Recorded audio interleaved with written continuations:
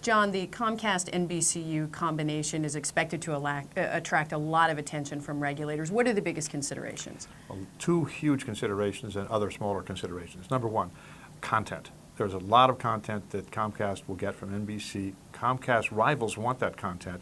They're going to have to get it at a price and in a package decided by Comcast. That's a big issue. Second, internet access. All of this NBC content Comcast is going to get, plus the content it already has, can be made available exclusively through the internet if Comcast wants to. There are a lot of people, Federal Trade Commission, Federal Communications Commission, rivals who think this is a problem worth a lot of review, and it's going to get a lot of review. How long do you think a review like this might take?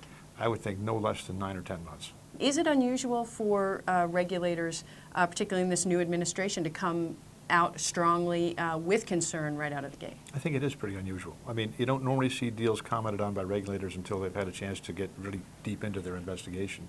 And here you're absolutely right. They expressed their concern before the details were out there.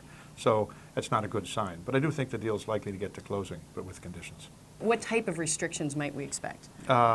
Bundling restrictions might be imposed. You can't require people to take that which they don't want in order to get that which they do want. They might have to have piece part pricing. A la carte pricing, for example, would be one condition.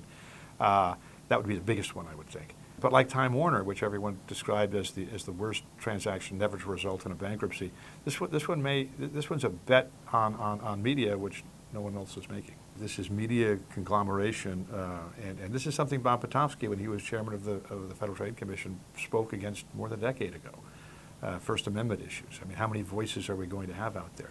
Fewer and fewer is the answer that the FTC worries about.